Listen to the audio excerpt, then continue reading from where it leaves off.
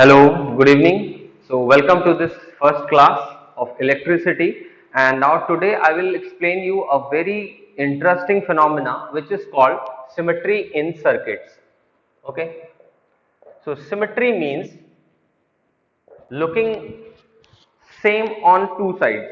Okay, so first of all, देखिए यहाँ पर हम क्या करने वाले हैं कि सिमेट्री कैसे लगाते हैं. सपोज आपको मैंने एक सर्किट दिया.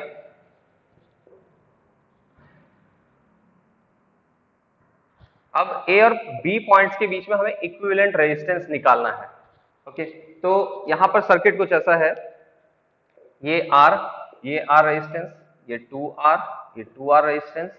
ओके, ये आर रेजिस्टेंस, ये 4R resistance.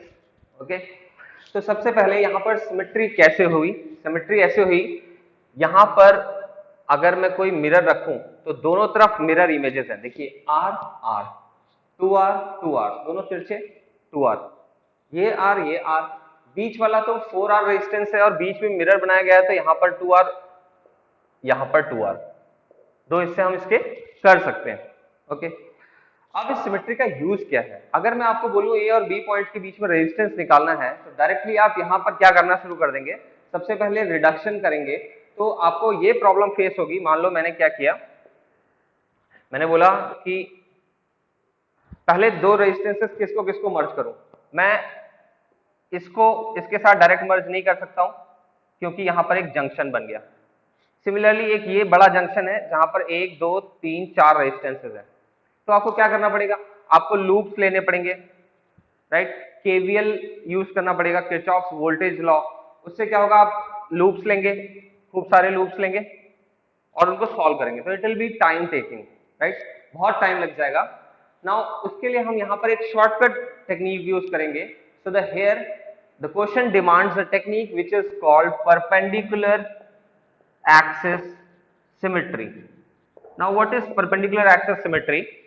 First of all, when the circuit is completely symmetric on the two sides across the perpendicular, okay, across the perpendicular to which AB, जिसके अक्रॉस रेजिस्टेंस निकालना है उसके across जो perpendicular बन रहा है, across two sides of the perpendicular, when the circuit is in complete symmetry, like I told you, then the current division in the circuit is such that current in branches across the mirror, or you can say the currents which are mirror, the branches which are mirror images contains same current but in same order of flow. जैसे कि अगर यहां से current जाएगा तो यहां से ऐसे लौटेगा, तो मिरर अगर देखा जाए तो इसका भी एरो ऊपर बनाना चाहिए था, लेकिन वो नहीं बना सकते. हमें पता है करंट ऐसे जा रहा है तो यहां से निकलेगा. Understood, right. So when circuit is in complete symmetry across perpendicular, both sides of the perpendicular, right, then अब इसके बाद क्या होता है, इसके बाद current in branches of mirror sides contain same currents correspondingly. जो corresponding sides होंगी सिर्फ उन्हीं का सेम करंट होगा. Okay, and in same order of flow. ये ऑर्डर ऑफ फ्लो मैंने आपको बताया, करंट ऐसे जाएगा तो करंट यहां से निकलेगा. ओके, फिर ये करंट इधर अगर ऐसे जा रहा है तो यहां पर ऐसा होगा. राइट, यहां पे करंट का डायरेक्शन ऐसा होगा, एक ऑर्डर ऑफ फ्लो है. राइट, यहां पर करंट ऐसा होगा. Then what we can do, तो यहां से हम दो चीजें कर सकते हैं. पहला तो ये होता है perpendicular contains no current, contains no current. ये मैं आपको बता रहा हूं दो शॉर्टकट टेक्निक क्या यूज करते हैं हम. और दूसरा ये कि junction on perpendicular is removed. अब यहां पर कौन सा केस यूज हो रहा है वो मैं आपको बताता हूं। इस सर्किट का हम क्या करेंगे, जब यहां से करंट गया, देखिए ये सर्किट मैंने बनाया आपके लिए, मान लीजिए टोटल करंट सर्किट का I है, I गया तो I बाहर निकला। यहां पर क्या होगा, ये अगर I1 करंट है तो ये I1 करंट होगा, ये I2 है तो ऑब्वियसली ये भी I2 होगा, ओके।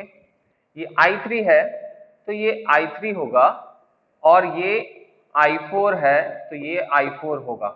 इस सर्किट के अकॉर्डिंग मैंने बताया मिरर इमेज, मिरर कहां पड़ रहा है, मिरर एग्जैक्टली बीच में पड़ रहा है अपॉन द परपेंडिकुलर, राइट। तो सबसे पहली बात, यहां पर ये जो जंक्शन है, इस जंक्शन का कोई काम है कि नहीं हमें ये देखना है। जंक्शन यहां कुछ नहीं कर रहा है। ऊपर जो सर्किट है उसमें I3 करंट आया, I3 चला गया। नीचे जो सर्किट की ब्रांच है उसमें I4 है तो I4 चला गया। तो बेसिकली अगर ये जंक्शन में हटा दूं, वैसे भी ये यूजलेस है क्योंकि यहां पर एक्सचेंज ऑफ करंट्स तो ऊपर और नीचे हो ही नहीं रहे, तो बेसिकली ये जंक्शन हम क्या कर सकते हैं, हटा सकते हैं। तो this junction is removed. Now this is a simplified circuit. कैसे सिंप्लीफाई हो गया, यहां पर हमारे पास जो रेजिस्टेंसेस थे वो थे R, 2R, 2R, R, okay, और ये था आपका 4R। अब देखिए 2R 2R ये चला गया आपका सीरीज में, फिर ये हो जाएगा 4R, यहां से यहां तक हो जाएगा 4R।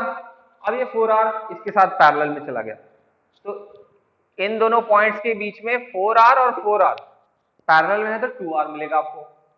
तो ये सर्किट हो गया 2R सिंप्लीफाइड। ये है आपका कितना 2R, ये है R, ये है R, राइट। नाउ ये सीरीज में है तीनों, R, 2R और R, 4R। Now 4R and 2R are parallel, so 4R and 2R जब पैरेलल में जाएंगे तो रिजल्टेंट कितना हो जाएगा, प्रोडक्ट अपॉन सम। जब दो पैरेलल में होते हैं तो प्रोडक्ट अपॉन सम करते हैं, तो ये हो जाएगा 8/6, 4/3R। Understood? This is what we call perpendicular axis symmetry. अब इसका एक एग्जांपल मैं आपको और बताता हूं। दूसरा एग्जांपल है, मैंने लिया एक सर्किट ऐसा, एटलीस्ट दो एग्जांपल तो बनते हैं क्योंकि यहां पर हमारे पास दो ट्रिक्स हैं। अब यहां पे मैं क्या करूंगा, ये मेरा एक सर्किट है, राइट। अब यहां पर एक काम करते हैं ऐसा कि परपेंडिकुलर एक्सिस सिमेट्री बनानी है, क्वेश्चन बनाना है, बेसिकली हमें एक क्वेश्चन बनाना है। तो परपेंडिकुलर एक्सिस सिमेट्री बनाने के लिए हम क्या करेंगे, बोलेंगे यहां अगर R होगा तो यहां पर R होगा, because this is what perpendicular, okay. ये अगर 2R है तो इसे भी 2R होना चाहिए, ये अगर 3R है तो इसे भी 3R होना चाहिए। और परपेंडिकुलर का राइट और लेफ्ट तो कुछ होगा नहीं, perpendicular is in between, perpendicular बीच में है, तो यहां पर हम इन्हें चेंज भी कर सकते हैं, ओके। इसका राइट और लेफ्ट है नहीं कुछ, तो यहां पर कोई प्रॉब्लम नहीं है सिमेट्री की। देखिए यहां पर सिमेट्री है और जंक्शन है। अब ये जंक्शन यूजलेस तो नहीं है, जंक्शन कैसे हटाओगे, यहां से तोड़ोगे, इनको अलग करोगे, नहीं।